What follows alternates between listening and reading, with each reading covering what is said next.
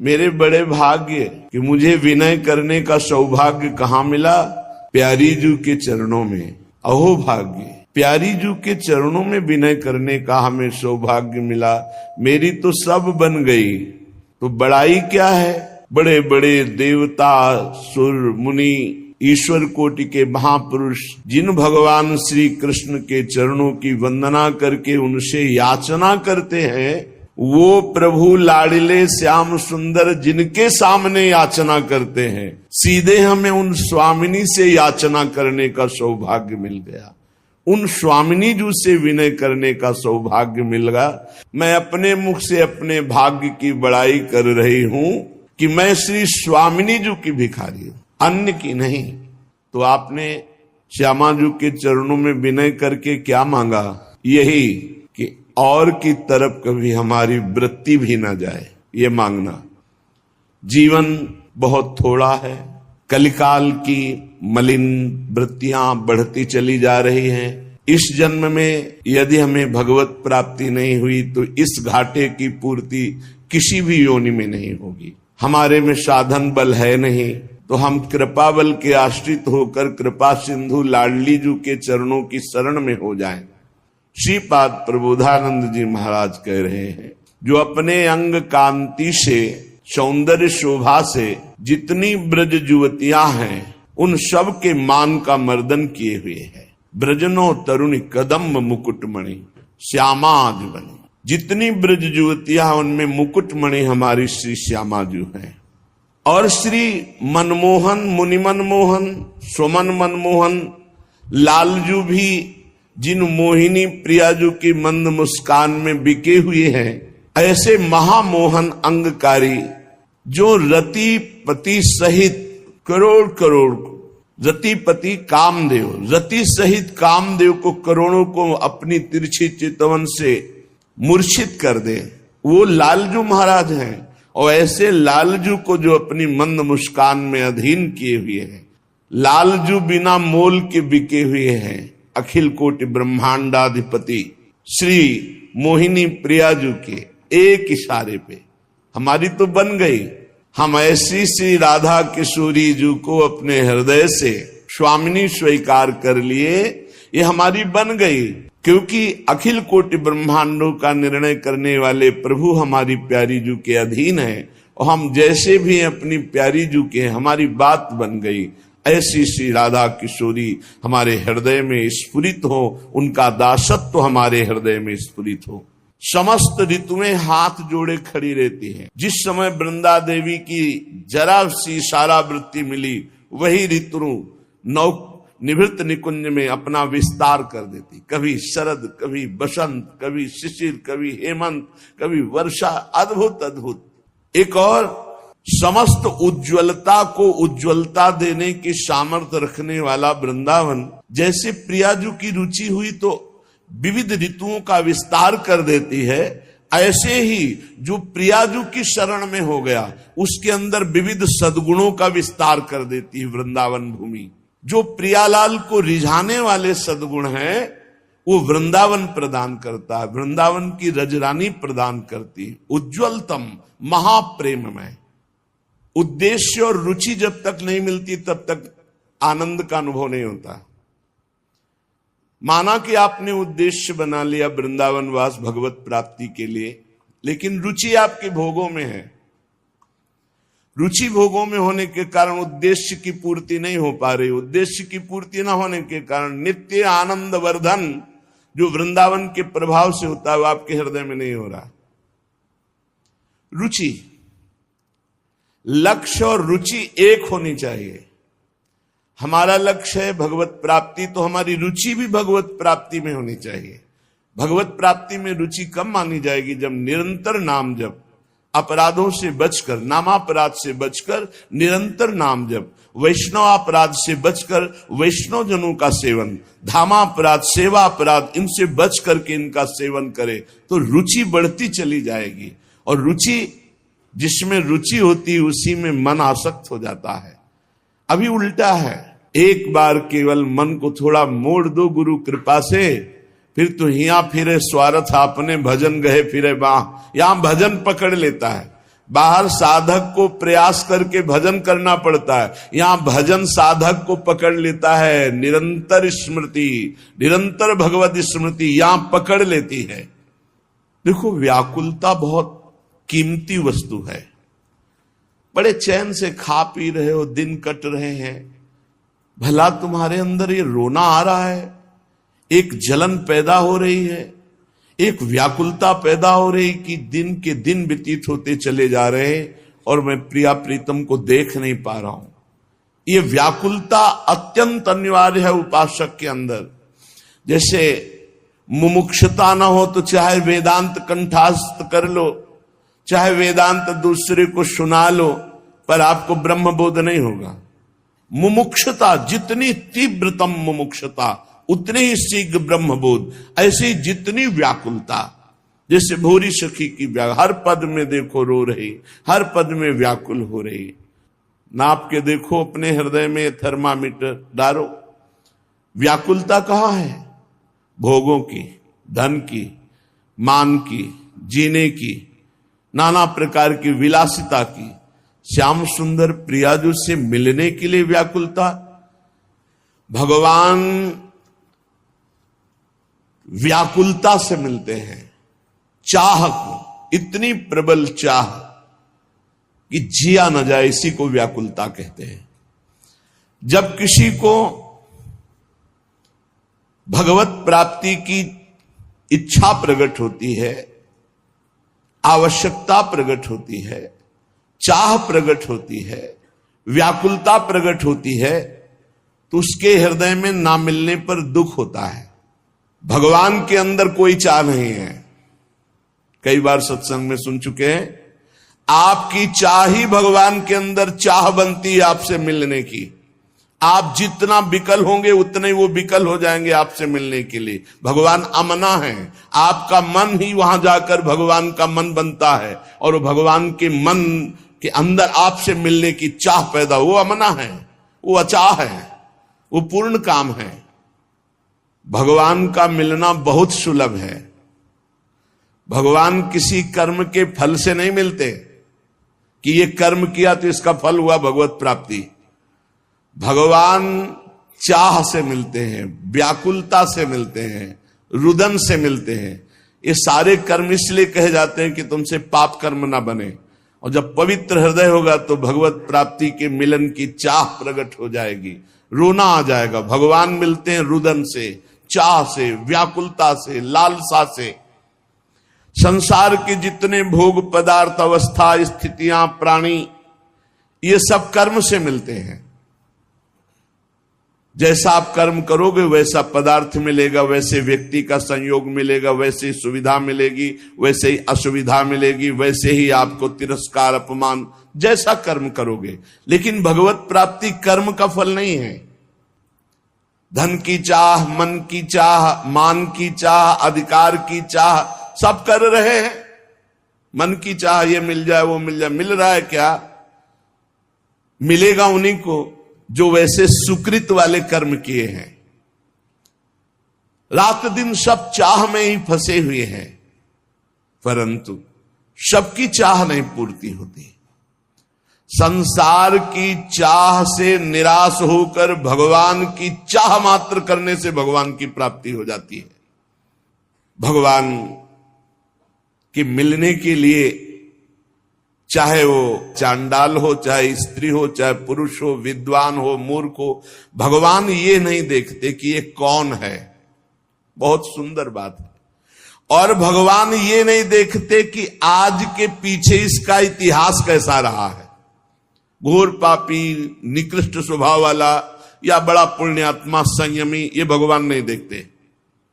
भगवान देखते हैं अपने से अपनापन। कितना आपका संबंध है भगवान से, आप भगवान को कितना प्यार करते हैं, क्या मानते हैं अपना, कितनी चाह है भगवान के प्रति। अगर चाह नहीं, संबंध नहीं, तो फिर कैसे आपको भगवान मिल जाए। कसौटी है, देवर्षि नारद जी ने कहा, तद विस्मरणेन परम व्याकुलतेति। प्रभु का जो थोड़ा भी विस्मरण हो जाए तो परम व्याकुलता पैदा हो जाए। कैसी व्याकुलता, धिक्कार पैदा हो जाए अपने अंदर, कैसे मैं प्रभु को भूल गया। यदि आप भगवत प्रेम चाहते हैं, भगवान का भजन चाहते हैं, भगवान से मिलना चाहते हैं, तो इसके लिए एक ही बात है, छटपटाहट, व्याकुलता आपके मन में होनी चाहिए। अगर नहीं होती है, आप भगवान को नहीं चाहते हैं, भगवान के लिए रुदन हृदय से नहीं करते हैं, तो सीधी बात है आपको भगवान नहीं मिलेंगे। क्योंकि भगवान चाह, जिसके हृदय में व्याकुलता, उससे भगवान मिलते हैं। अगर व्याकुलता नहीं तो इसका साफ साफ अर्थ है आप कहीं सुखी हो रहे हैं, कहीं राजी हो रहे हैं, तो भगवान क्यों आवे। भगवान से मिलन की चाह पैदा करना है साधना। भगवान चाह से मिलते हैं। भगवान के मिलने की एक ही मात्र उपाय वृत्ति है व्याकुलता, रुदन, लालसा इतनी प्रबल अब जिया ना जाए। प्रेम की चाह, भगवान के मिलन की चाह जब तीव्रतर से तीव्रतम अनन्य हो जाएगी, जहां दूसरी चाह नहीं, जहां दूसरी किसी व्यक्ति से प्रियता नहीं, सारा संसार उसके लिए शून्य में दिखाई दे रहा है, एकमात्र भगवान। बस भगवान की प्राप्ति की यही शुभ वेला है। बहुत बड़ी बात, कबहु कछु जाहि न चाहे, कबहु कछु, कभी भी कुछ भी जिसे नहीं चाहिए और आपसे सहज प्रेम है। सहज प्रेम, कोई हेतु नहीं, हमारा मोक्ष हो जाए, हमारा कल्याण हो, कुछ चाह नहीं, जाहि न चाहिए कबहु कछु, कोई चाह नहीं, बस मेरे प्रीतम। भगवान को पाने की इच्छा, इस प्रकार की इच्छा की उसमें कोई समझौता नहीं है। अब मिलना ही चाहिए प्रभु। प्राप्ति में विलंब असह्य, हमारी ऐसी स्थिति नहीं है। हम राजी हैं, खान पान विश्राम सुख सुविधा प्रणाम नमस्कार, इसीलिए वो बात नहीं बन रही। धिक्कार है अपने को, यदि सत्संग मिला मानव देह मिली, भजन की महिमा सुनने को मिली, और फिर हम कहते भजन में मन नहीं लगता। मन लगने ना लगने से क्या, रात दिन भजन करो अभी मन लग जाएगा। जरा सी वृत्ति भजन से ऐसा लगा सूरदास जी को कि हट गई क्या, तो धिक्कार देने लगे। मौसम कौन कुटिल खल कामी, जिन मुको तन दियो ताको न भजन कियो ऐसो नोन हरामी। कौन सी ऐसी वस्तु प्रिय लगी, कौन सी ऐसी घटना प्रिय लगी जिससे भगवान का विस्मरण हो गया। नित्य कर्म का जो नियम दिया जाता है वो भजन में प्रवेश पाने के लिए। ये जो समय देखते रहते हैं कि अच्छा 2 घंटा भजन, अभी तो बस 2 घंटा हुआ है, बस खत्म, अब टीवी देखो खूब करो, 2 घंटा अपने नियम हो गए, चलो बाहर चलते हैं, अखबार देखते हैं, गप लड़ाते हैं। हम इन ऐसे लोगों की बातें नहीं कर रहे, भाई जी महाराज कह रहे हैं, हम उनकी बातें कर रहे हैं जो भगवान की प्राप्ति करना चाहते। जबरदस्ती हर समय लाख लोग, इसका कोई संख्या का मतलब नहीं। तो हमारा स्वभाव बन जाए कि रहा ना जाए बिना भजन के, हमारा जीवन भजन बन जाए। मत प्राणाहु से ही कहते हैं, हर श्वास में भगवान का स्मरण। विलक्षणता उसी में आती जो निरंतर भजन परायण रहता है। भगवान का स्वभाव, भगवान की महिमा, भगवान का प्रभाव उस भक्त के हृदय में उतरने लगता है जो निरंतर भगवत चिंतन परायण रहता है। यहां सावधानी रखनी है। भजन परायण होने पर भी हमारे अंदर चाह नहीं पैदा हो रही तो कोई न कोई हम में त्रुटि हो रही है। जिसको अपने साध्य का पता है, मेरा साध्य क्या है, श्यामा श्याम, तो फिर राजी कैसे हो रहे हो और से? जब तुम्हारा साध्य श्यामा श्याम है तो तुम राजी कैसे हो रहे हो और बात से, धन से, संपत्ति से, प्रणाम से, नमस्कार से? जब तुम जानते हो ये मिथ्या है, तुम्हारा साध्य परमात्मा है, तो तुम परमात्मा के सिवा अन्य किसी से कैसे राजी हो गए? साधना के विघ्न जिनसे हमें बचना है, ये विघ्न है। अपने आराध्य देव साध्य के बराबर किसी को नहीं रखना। साध्य की ओर जिसकी दृष्टि नहीं है वो साधक किस बात का? अपने को जो एकांत रूप से भगवत प्राप्ति के मार्ग में चलाया है उसी को साधक कहते हैं, और जो हर समय साध्य को लक्ष्य रखता है वही साधक, प्रवीण साधक है। अपने कार्य में, अपनी साधना में, अपने मार्ग में दूसरे की तरफ ताको झाको मत, चुपचाप चलते रहो।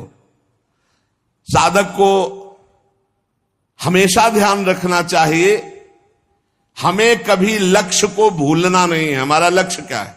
दूसरी किसी वस्तु, व्यक्ति, चीज का चिंतन ना होने पावे। जहां जहां मन जाए वहां वहां से हटा करके अपने लक्ष्य में, अपने प्रभु में। साधक धैर्यवान होना चाहिए, विश्वासी होना चाहिए, विचलित नहीं हो जाना चाहिए कि अरे बहुत प्रयास किया, मन नहीं लगा। नहीं, हम प्रयास करते रहेंगे। साधक जब इस मार्ग में चलता है तो उसको प्रलोभन और भय, ये दो चीजें माया भेजती है, ध्यान रखना। जब इस मार्ग में भजन की जिद पकड़ लेता है तब उसके हृदय में पूर्व में जो भोग इच्छा रही है, बहुत ध्यान से सुनना, वो फ्री भोगने को एकांत में मिलने का संयोग माया बना देगी। आपका थोड़ा सा अच्छा भजन होने लगेगा तो आपके पास भेजे जाने लगेंगे लोग। ध्यान से सुनिए, ये भगवान की माया आपके भजन की एकांतिक वृत्ति को छीनने के लिए व्यवस्था भेज रही है। ये तुम्हारे भजन का फल नहीं है, भजन का विघ्न है। साधन की सिद्धावस्था है, सबके चरणों में वंदना करो, सब इष्ट रूप है, हम सबके दास हैं। मान देने वाले, पूजा करने वाले, फूल चढ़ाने वाले, प्रलोभन देने वाले, ये तुम्हें भ्रष्ट करने आए हैं, तुम्हें ऊंचे उठाने नहीं आए। ध्यान रखना, अगर इनसे बच गया तो आगे सिद्धियां आती है। सिद्धियां किनको आती हैं? जो इन सब से बच गया। अगर सिद्धियों से बच गया तो बड़े बड़े देवता हाथ जोड़कर खड़े हो जाते हैं और कहते हैं आपको जो सुख चाहिए, आप देवलोक चलो, अभी आपको भ्रमण कराते हैं, आप जो सुख चाहिए। जब मृत्यु लोक चाहो, मृत्यु लोक में कोई जान नहीं पाएगा। जब चाहो देवलोक, जब चाहो जिस लोक का भोग, क्योंकि भगवान को प्राप्त करना चाहे ना। एकनिष्ठ साधक ही जीत सकता है इन प्रलोभन और भय से। अपने गुरुदेव को आदर्श मानकर बस उनकी आज्ञा पर छुप करके, अपने आप को छुपाकर भजन करके भगवत साक्षात्कार कर ले। फिर भगवान जब करवाना चाहते हैं जगत मंगल, फिर वो सारी जिम्मेवारी उनकी होती है।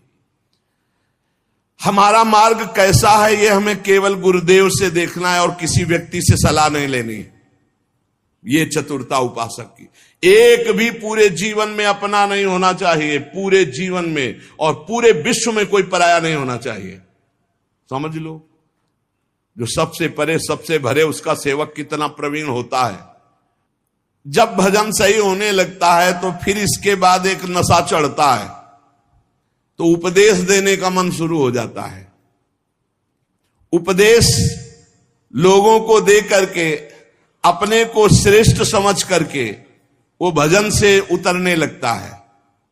भगवान की चर्चा करना बहुत अच्छा है, भाई जी महाराज कह रहे, सुनना अच्छा है, लेकिन इसके बाद का जो परिणाम है, प्रणाम, नमस्कार, वाह वाह, यश कीर्ति, वो तुम्हें भ्रष्ट कर देगी यदि भगवत प्राप्ति नहीं हुई है। बहुत बुराइयों को अवकाश मिल जाता है प्रवचन करने वाले पर आक्रमण करने का। जब तक जीवन में सत्य उतर न जाए तब तक प्रवचन न करे। इसलिए प्राचीन काल की गुरु परंपरा थी कि गुरु उपदेश करते थे और गुरु लायक देखकर उपदेश करते थे।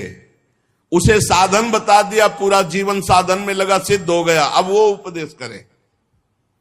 ऐसा नहीं कि यहां प्रवचन सीख कर प्रवचन किए जाए।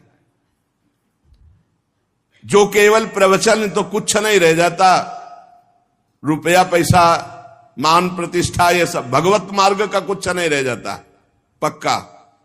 गुरु कृपा पात्र जो केवल कथयंति च माम नित्यम तुष्यंति च रमंति च, ये अलग मार्ग है। पहले भरपेट खूब खा ले, अर्थात भगवदानंद की अनुभूति कर ले, तब प्रवचन करे, नहीं कोई सफलता हाथ नहीं लगेगी। अर्थात जो उपदेश है वो पहले आचरण में आना चाहिए, वो हमारी परिपक्वता होनी चाहिए। धर्मराज युधिष्ठिर कभी मिथ्या नहीं बोलते। आपने सिखाया कोई मारे गुस्सा नहीं आना, तो अब पहले हमारे मार लगे हो, मुझे गुस्सा ना आवे तब मैं बोलूंगा। कोई मारे फिर भी गुस्सा नहीं आना चाहिए। तो हर रोज हम बड़ी महिमा की बात कह रहे हैं, वही सत्संग सुनाते हैं घुमा के, चाहे शब्दों का अंतर हो, सत्संग वही होता है। क्योंकि नई बात आएगी कहां से, शास्त्रों में जो है वही तो सुनाएंगे, परमार्थ की बातें घुमा फिरा कर हजार हजार बार वही हम कहते हैं। कहने का तरीका भले अलग हो, लेकिन हजार हजार बार वही बात हम कहते हैं। आपने स्वीकार किया जगत मिथ्या है, भगवान सत्य है, स्वीकार किया आज तक? नहीं। स्वीकार किया सब में भगवान ही भगवान है? नहीं। स्वीकार किया कि एक मिनट भी भजन से बिलग नहीं होना? नहीं। और यही बातें तो घुमा घुमा के कही जाती है। तो क्या केवल सुन रहे हो, उसे गुण नहीं रहे, उसे जीवन में उतार नहीं रहे? उपदेशक में ये चार बातें अगर हैं तो उसका बाल बांका नहीं होगा। सिद्धांत का पूर्ण जानकार और सिद्धांत पूरे जीवन में उसके उतरा हुआ होना चाहिए। सिद्धांत का पूर्ण जानकार, भागवतिक सिद्धांतों का उपदेशक को, और जो जानकारी सिद्धांत के वो उसके जीवन में होनी चाहिए। अगर नहीं है तो उपदेश का अधिकार नहीं है। पूज्य भाई जी महाराज। दूसरी बात, एक भाई जी महाराज कह रहे, हमारे पास एक सन्यासी जी आए जो बड़े विद्वान थे। उन्होंने कहा बोलो किस विषय में बात करें। भाई जी ने कहा किस विषय में आप बात कर सकते हैं? बोले ईश्वर नहीं है, इसको सिद्ध कर सकता हूं, और इस बात का खंडन कर सकता हूं कि ईश्वर है। ईश्वर नहीं है इसको सिद्ध कर सकता हूं, और ईश्वर है इसको भी सिद्ध कर सकता हूं। ईश्वर है इस बात का खंडन कर सकता हूं, ईश्वर नहीं है इस बात का भी खंडन कर सकता हूं। विद्वान अद्भुत। तो भाई जी ने कहा आपका सिद्धांत क्या है? बोले कोई सिद्धांत नहीं, जो चाहो पूछ सकते हो, ज्ञान मार्ग, भक्ति मार्ग, योग मार्ग। भाई जी ने कहा आप किस सिद्धांत से चलते हो? चुप हो गए। तो भाई जी ने कहा ऐसी विद्या, ऐसा ज्ञान परमार्थ में काम नहीं करता, ध्यान रखना। आपका सिद्धांत क्या है? आप किस मार्ग के पथिक है? केवल खंडन ही मंडन। सिद्धांत जो जाना उसी को जीवन में उतारा, पहला लक्षण। दूसरी बात, सिद्धांत को सिद्ध कर लिया है।